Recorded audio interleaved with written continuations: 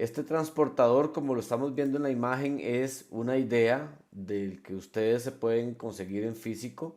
Es la mitad de un transportador, también existe el de 360 grados. Es la herramienta utilizada para calcular la longitud o la amplitud de un ángulo, en este caso que puede ir desde 0 grados hasta 180 grados. Utilizamos la escala que está por dentro para calcular la longitud de un ángulo o la amplitud de un ángulo.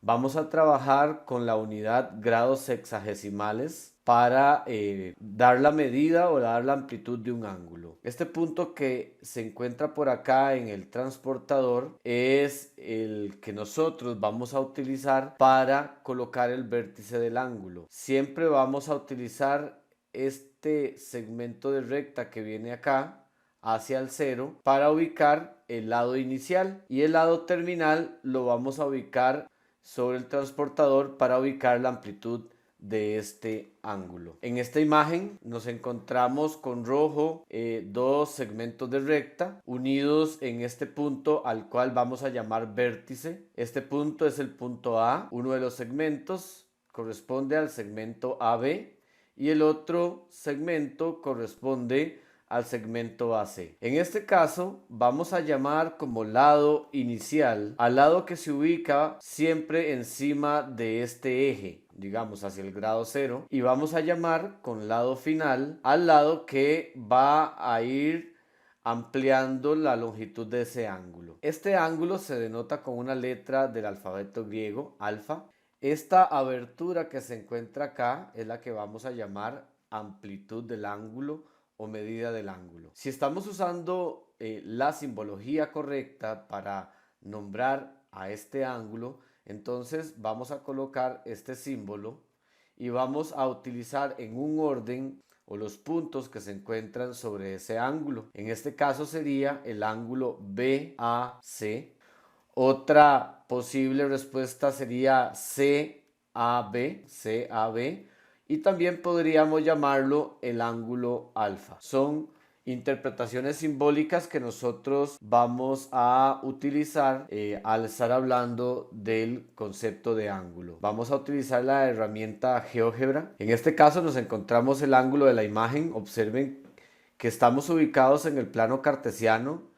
El eje X en la parte derecha nos representa el ángulo 0, el eje Y en la parte superior el de 90 grados, el eje X por la izquierda 180 y 360. Observen que el vértice del ángulo lo coloco en el origen 0,0. El lado inicial siempre lo voy a ubicar sobre el eje X hacia el ángulo 0. Y el lado final es el que yo voy a utilizar para ampliar la longitud del ángulo o para disminuir la longitud del ángulo. Observen lo que sucede acá. Cuando yo llego al otro extremo, a este segmento, nos encontramos un ángulo que mide 180 grados o tiene una amplitud de 180 grados. Si yo amplío el ángulo hasta ubicarme en este semieje Y, me encuentro un ángulo que tiene una amplitud de 90 grados. Observen la figura que se forma. A ese ángulo se le conoce como un ángulo recto. Y podemos ahí jugar con el esquema para representar otros ángulos. ¿Okay?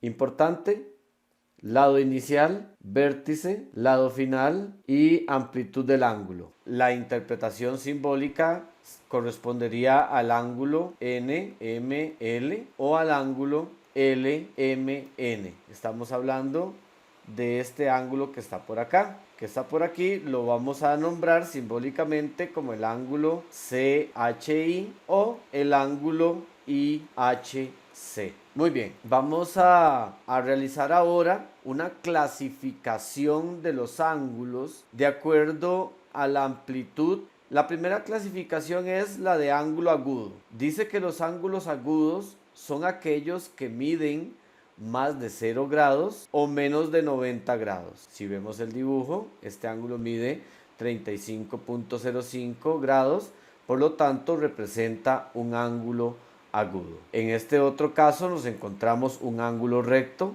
Los ángulos rectos son aquellos que miden exactamente 90 grados. Vean, el lado inicial está en 0 y el lado terminal se encuentra sobre el eje Y 90 grados. Normalmente se le coloca un cuadrito y a estos ángulos se le llaman ángulos rectos. Luego nos encontramos los ángulos obtusos. Los ángulos obtusos son aquellos que miden más de 90 grados menos de 180. Observen que el lado terminal de este ángulo se encuentra en el segundo cuadrante. Eso es una forma correcta de interpretar que es un ángulo obtuso. Mide 135 grados. Y los ángulos llanos son aquellos ángulos que miden exactamente 180. Muy bien, en esta aplicación GeoGebra que ustedes pueden accesar, ustedes pueden observar acá un ángulo.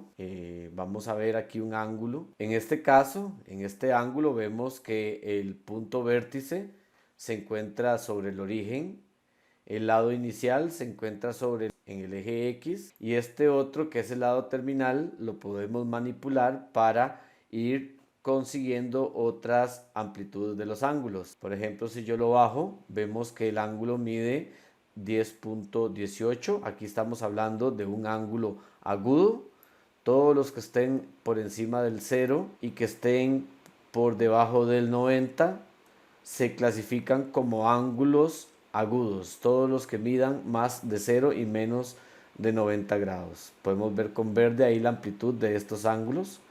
Si nosotros colocamos el lado terminal en el eje Y, observamos que el ángulo obtenido es un ángulo de 90 grados. Este ángulo corresponde a un ángulo recto. Si nosotros ampliamos un poco más el lado terminal, observen el recorrido de la amplitud que está con verde.